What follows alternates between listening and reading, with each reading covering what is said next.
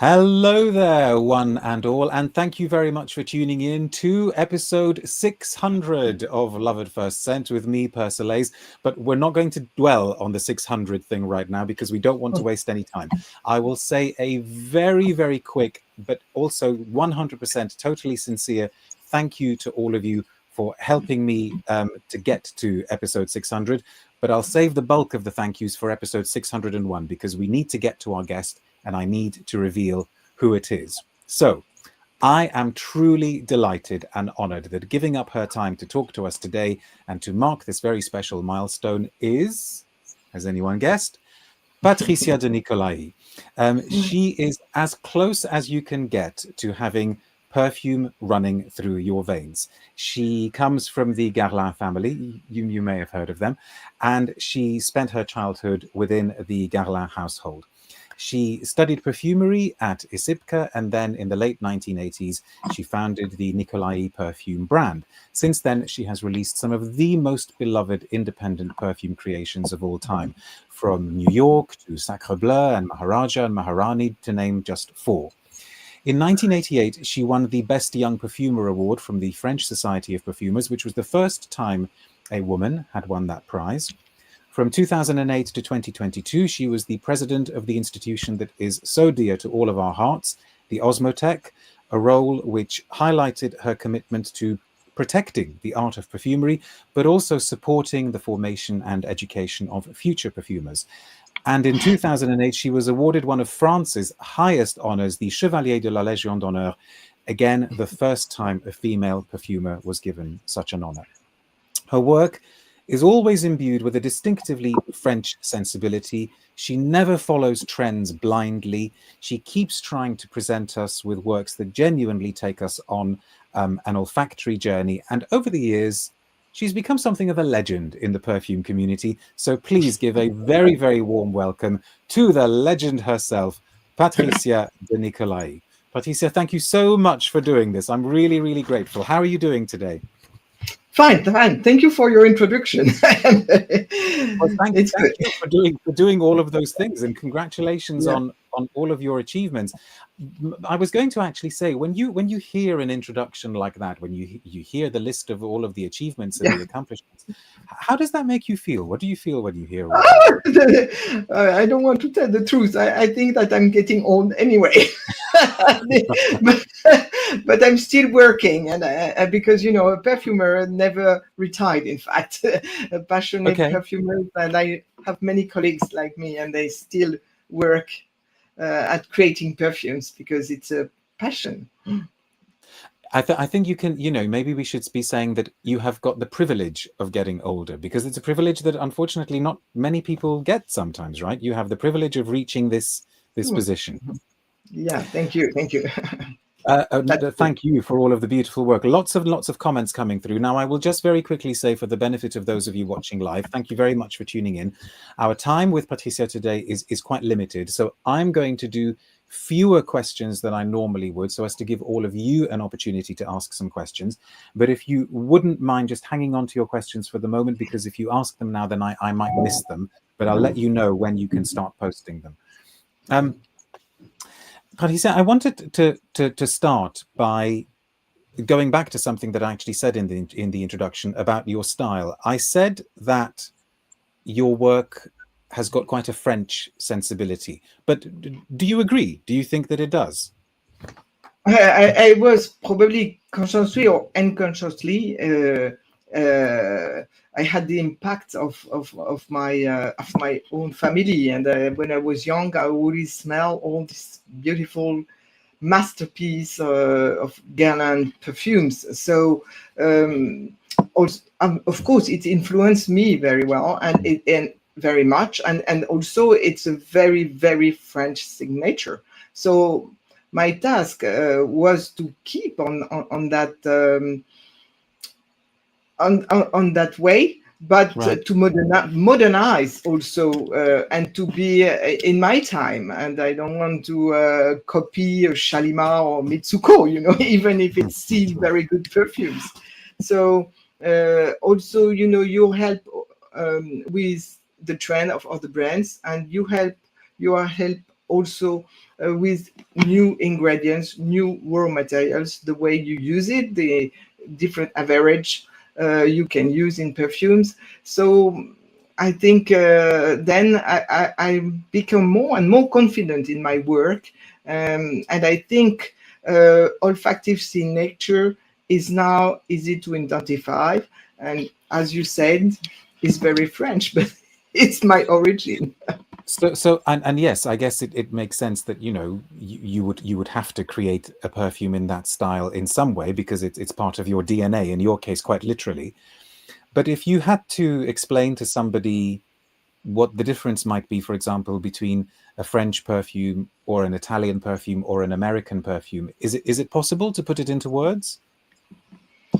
American perfume is easy to recognize because they have very different tastes in the US, and they prefer very green notes or very floral perfumes.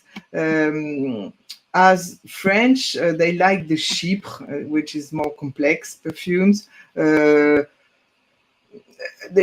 Oriental perfumes as well, and they are quite sophisticated in France. But and Italian is difficult to know. In fact, they like very ambery and also they like the sheep, but they like very strong perfume. Probably not as subtle than the French one, but Okay. No, it's my point of view. I should just say, if anybody heard a mysterious voice in the background, mysterious voice, am I allowed to say who you are? Yes, you can. Hello. I am the voice. You not see me. The mysterious voice belongs to a gentleman called Damien Flynn, to whom I'm very, very grateful for setting up this interview. So if you hear a bit of prompting every now and then, that's not Patricia being an amazing ventriloquist. That is literally somebody else from off stage. Okay. No, that's really fascinating. Thank you for that. Now, you started as a totally independent brand. I personally try not to use the word niche because I think that the word niche has had less and less meaning over the years. But okay, we could say that you definitely were a niche brand when you started in the late 1980s. But the landscape has changed so much. 1988, 1989, it feels like a completely different world when we compare it to 2025. Where does a brand like Nicolaï now stand in relation to the bigger brands? How does that landscape look to you? Compare with all these niche brands which appeared after my brand, we are the pioneer of niche brands, but we can't compare Nicolaï with BDK, Nichané, Ex Nihilo, because I'm different. I'm different by the way that I am the own creator of the brand. Also, we include in our job the complete production of our perfumes, and I am in charge of the all the what we have to buy for all my ingredients, the selection of all these, and I control, of course, the quality of the perfume.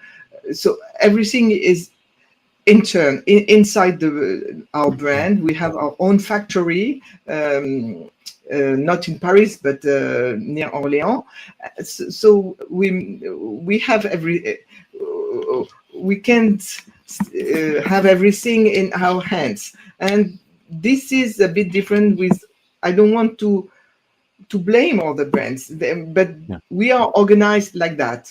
And my idea at the beginning, and I have two images in front of me, it was Guerlain and Chanel, because they always had their own lab, they always had their own factory, and I wanted to work like that. So we are inside all those. So we are not like the big brands from big groups, but we are not niche anymore, I guess. And No, because I am the only creator, I think there is a strong olfactive signature in my collection. and do you still make every single Nicolaï perfume? Oh yes, yes I do. I just now have two young perfumers, junior perfumers, and we are 4 people in my lab because we have more and more work to do and I have to prepare the future. But I'm still in charge and of everything which is launching in my brand. So every single piece of work that we see is Yeah. still signed by you. So do you know your description where you said that the models that you had in your mind were Guerlain, Chanel? So would it be fair, would it be correct to say that when you created the brand, what you were actually maybe in a way trying to do was what Guerlain had done, but like 100 years plus, just to be like a brand where everybody did, there was one perfumer who did everything with their own factory, etc. I think you said the word. I have the model in front of me because it was the best one from my point of view, and I learned about Chanel a bit more when I worked for the Osmothèque because I did some formation and lectures for people in different brands and Chanel, for example, and I learned a lot. I know the perfumers of Chanel, and I know how they work. And Guerlain as well. So from my point of view, it's the top. So I wanted to carry on and keep on that way. Well, I think you did, and I think you are. I think you have. Now, you mentioned you mentioned the work that you were doing at the Osmothèque, and that I find very, very fascinating as well, because you have lectured, as you say, you have taught some young perfumers and people who have careers now. The young perfumers of today, in what way would you say they are different from your student days when you were at ISIPCA? Yeah, when I was a student, it was the only way to start in the perfume industry. It was to go through this school ISIPCA.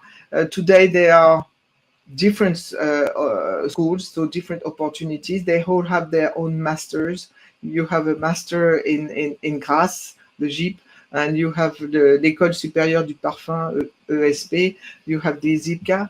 Some French university in Montpellier or in Le Havre, they offer a master in perfumery, but all these masters are not totally the same. So students have to choose the best one, and so it's much more open.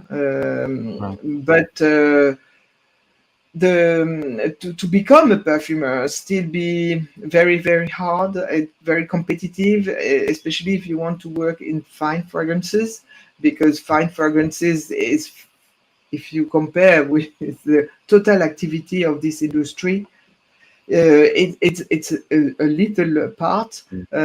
So the entrance is very, very narrow, and it's still difficult for young students. But their formation, especially in the ISIPCA, is good. Is more complete, I think. And just the people themselves, because 25, 30 years is enough time for a culture to change, for there to be a kind of generational shift. When you were at ISIPCA, I imagine that people who were studying perfumery did not think that they were going to be like, a little bit like rock stars with their face everywhere and their name everywhere. Sure. Now, every single young perfumer has to have an Instagram page, and they do you see that? Do you sometimes think that maybe a different type of personality is studying perfumery, or not really? So, some perfumer, they choose this job because it's like a star, a rock star, or they want to be in the forefront. As when we were students, a perfumer was a lonely person in his lab and has to work hard, but it was not the same as today. And I can say that probably I help a lot for perfumers to be more well known. And the concept of my brand at the beginning was to put the perfumer in front of the creations, because when a customer buy a perfume, you buy a brand, you buy a nice bottle, the name of the perfume is usually very nice, but you never know who is behind the perfume. And it's still a bit like that still today. And my idea, and I think it was not fair, because when you compare the time the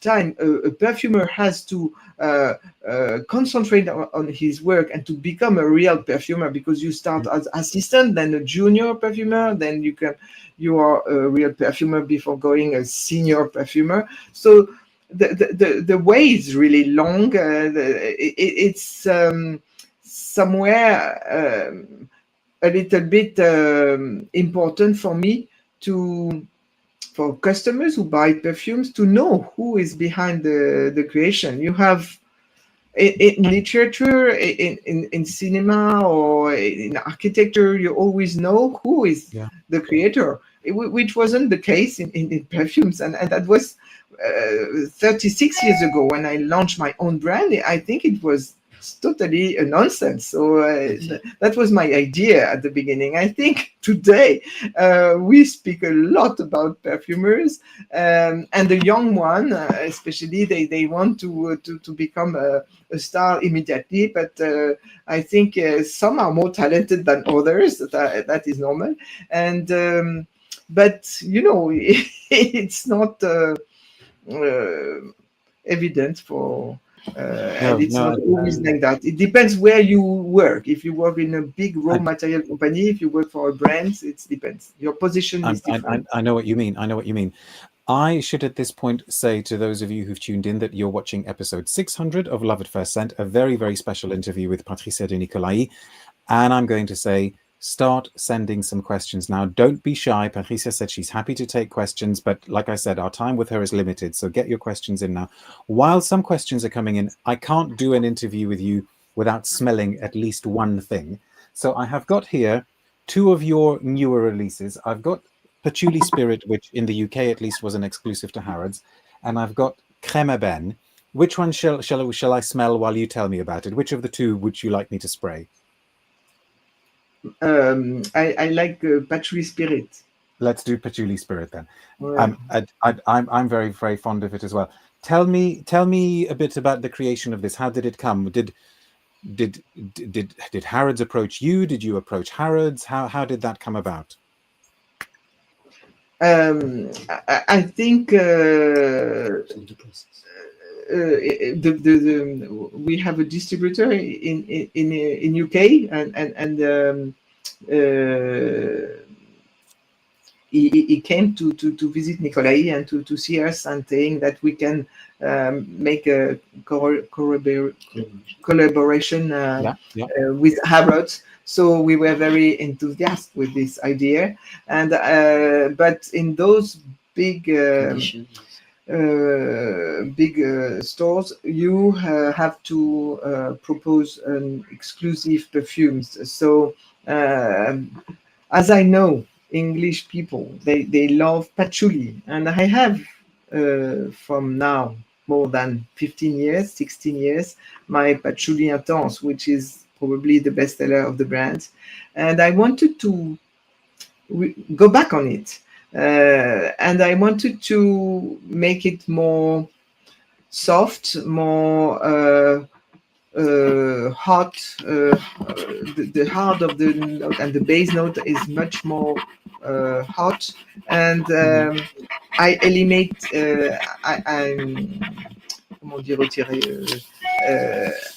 I take away aromatic ingredients like geranium, pelargonium, and lavender, and I make it more directly patchouli, because I remember that in my shops, and this is a very interesting thing, because I have my own shops, I have the direct comment of my customers. It's a direct marketing, I like to say, compare with Sure. other brands, and they have offices in different buildings, but they are not close to the shops. It's very interesting to be close to the shop and close to the customers.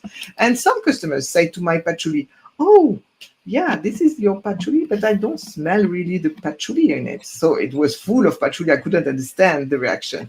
And Okay. then I said, "Okay, I will withdraw some aromatic ingredients to sharp and too green, and more directly on the woody, earthy note of the patchouli, and then I enhance the base note with more ambrox, amber, Right. dry amber notes, and that gives the Patchouli Spirit. And my son he's wearing all the time this perfume, and I could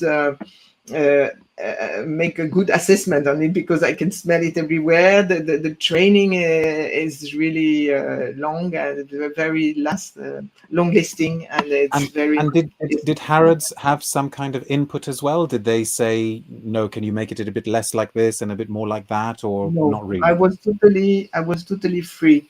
Okay. But when they proposed this exclusivity, they were very happy with it. So and today I'm working on another exclusivity for Harrods. So will we Yeah. see that for next year, maybe? I don't know yet. It's difficult to Okay. to say, but We'll no, you need to give time to time. En français, to donner du temps au temps. I think it's important to give time to time, because it goes too fast, this market, and also you have to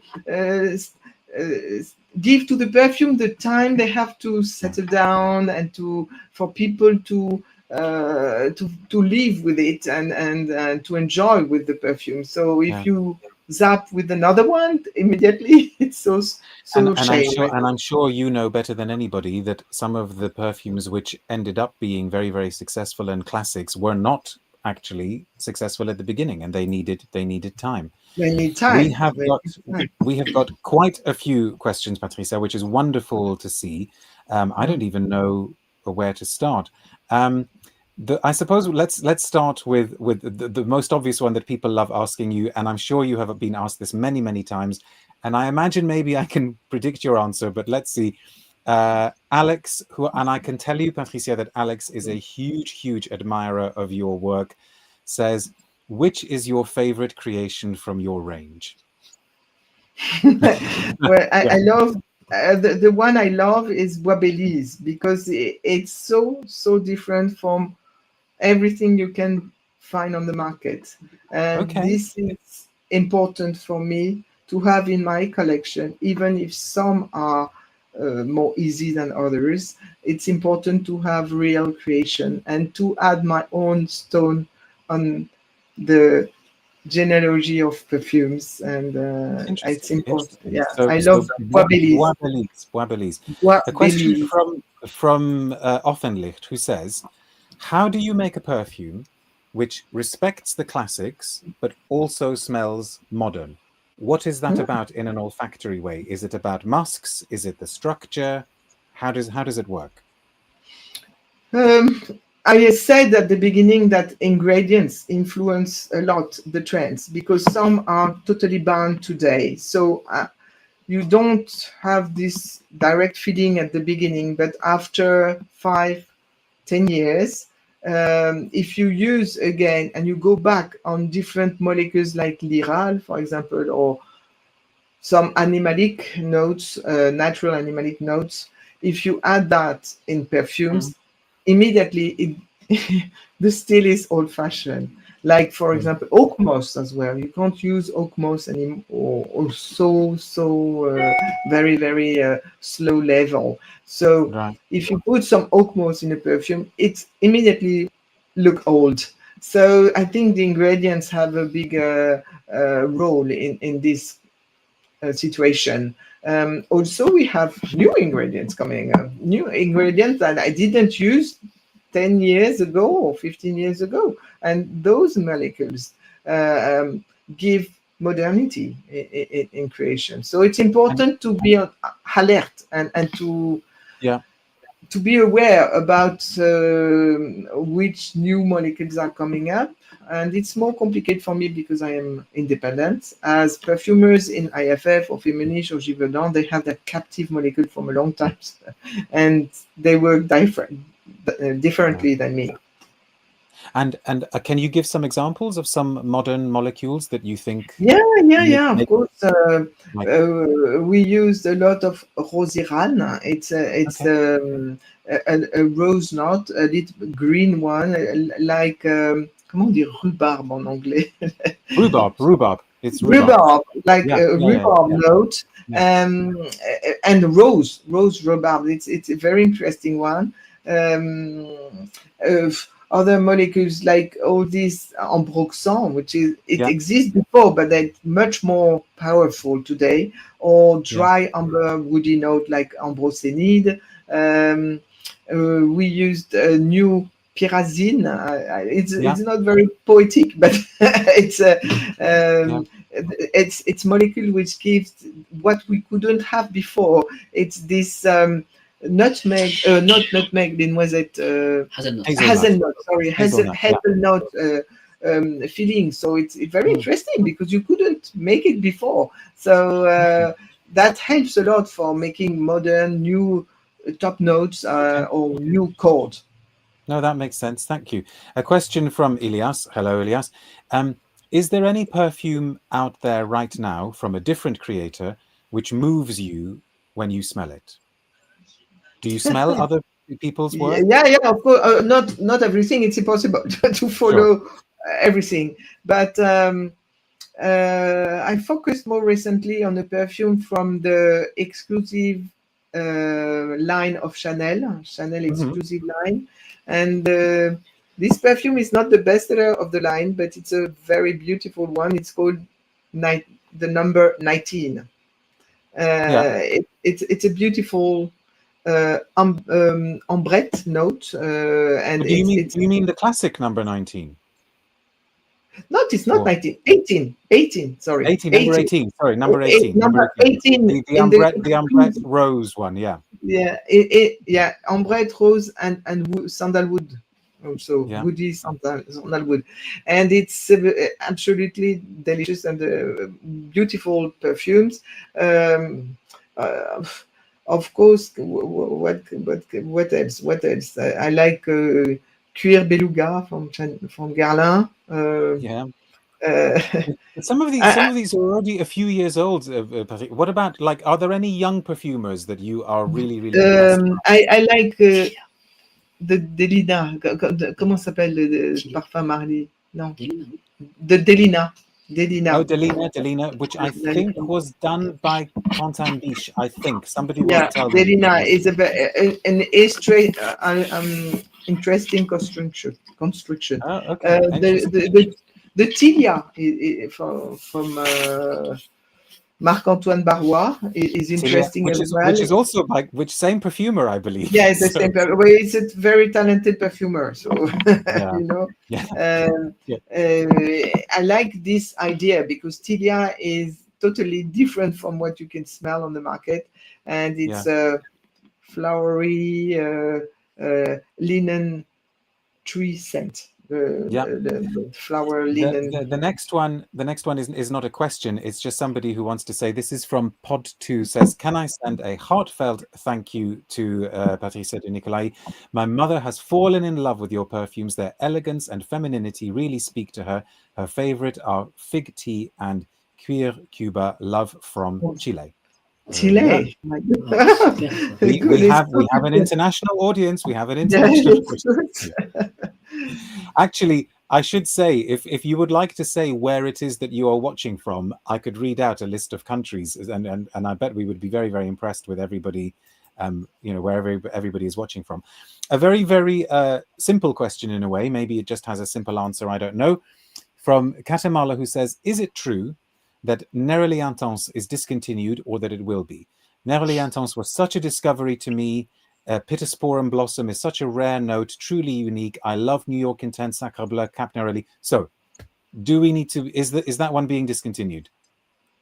Yeah, it's complicated because the collection we have is quite large today. So we make statistics, and when one perfume is less sell than another, we cancel. But we are very specific about our perfumes because, of course, we start the production. But as we control everything, I have the formula, and it's possible for good customers to buy the perfume, and we make it especially one bottle for this customer. So this is very interesting, and I have orders very regularly